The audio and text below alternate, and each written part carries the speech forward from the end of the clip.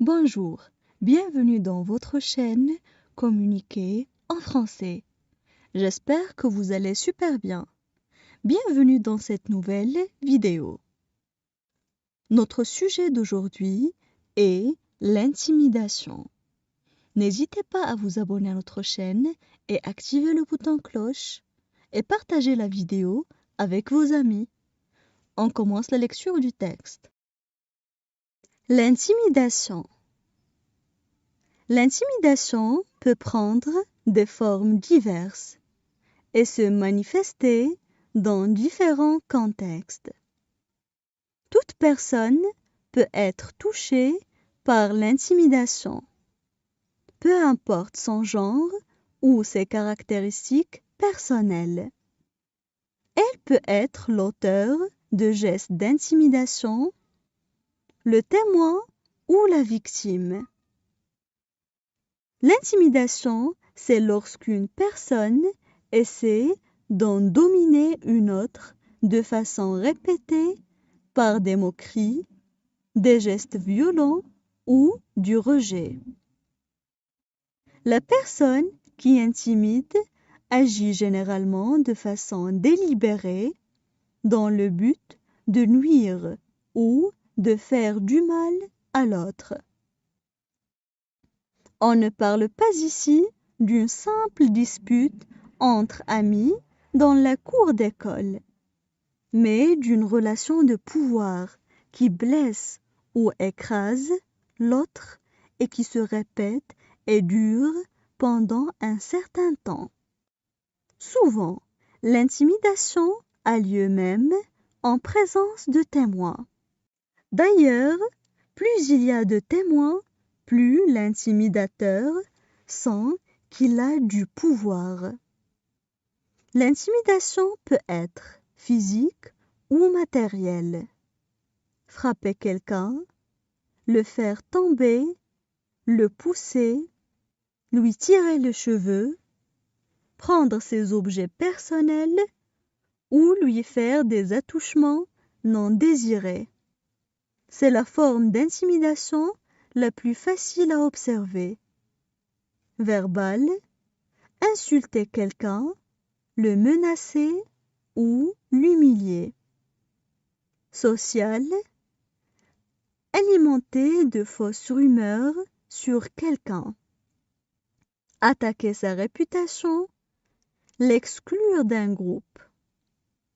Au primaire, cela peut souvent se manifester par le fait qu'un enfant demande aux autres de ne plus jouer avec la victime. Par exemple, on passe maintenant à la traduction en arabe. L'intimidation. L'intimidation. L'intimidation peut prendre des formes diverses et se manifester dans différents contextes. L'intimidation peut prendre des formes diverses et se manifester dans différents contextes. Toute personne peut être touchée par l'intimidation. Toute personne peut être touchée par l'intimidation.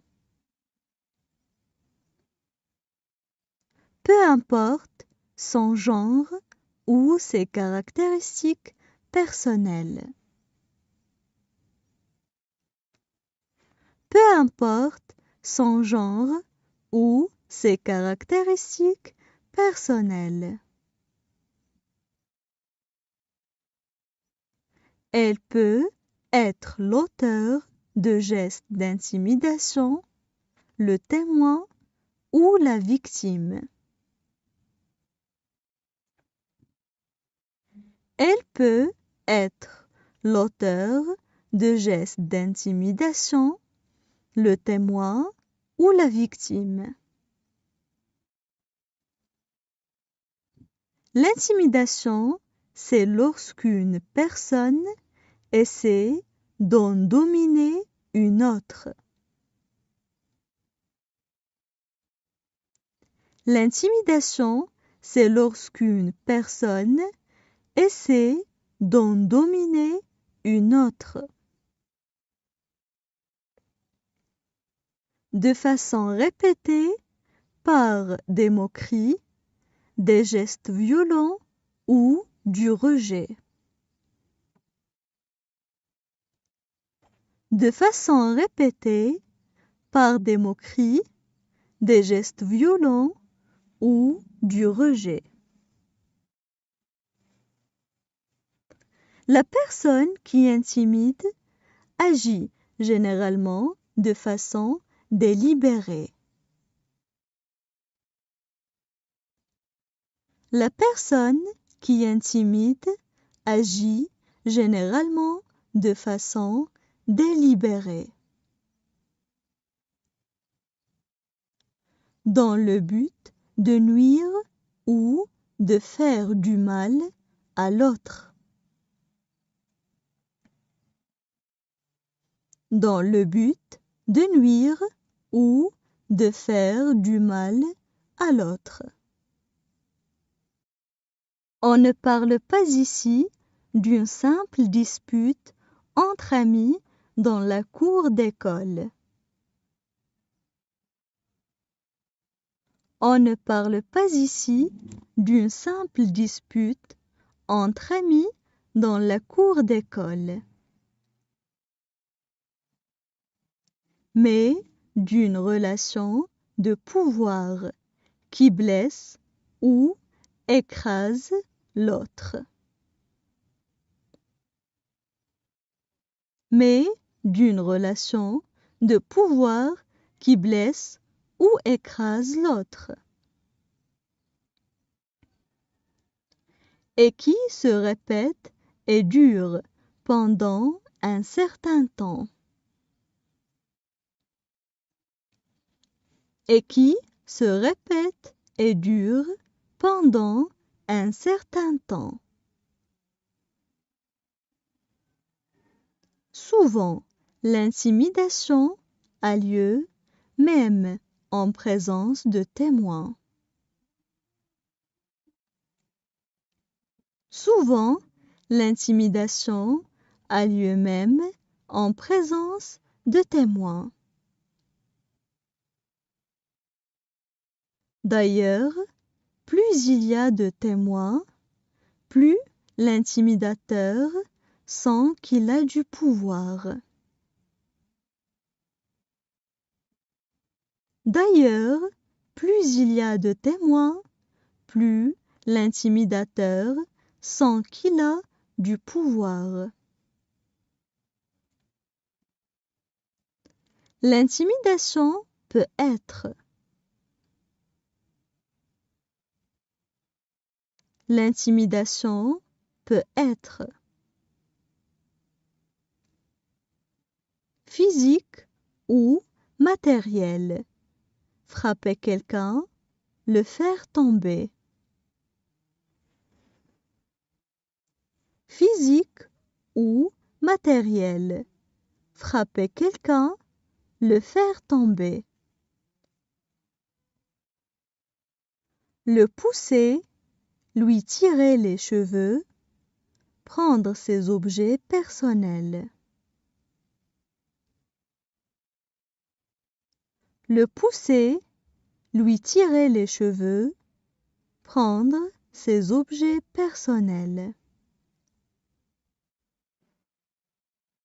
Ou lui faire des attouchements non désirés.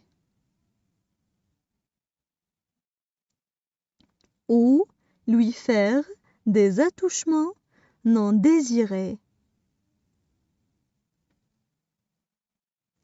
C'est la forme d'intimidation la plus facile à observer. C'est la forme d'intimidation la plus facile à observer. Verbal, insulter quelqu'un, le menacer ou l'humilier. Verbal, insulter quelqu'un, le menacer ou l'humilier. Social, alimenter de fausses rumeurs sur quelqu'un. Social, alimenter de fausses rumeurs sur quelqu'un. Attaquer sa réputation, l'exclure d'un groupe. Attaquer sa réputation, l'exclure d'un groupe. Au primaire, cela peut souvent se manifester par le fait qu'un enfant demande.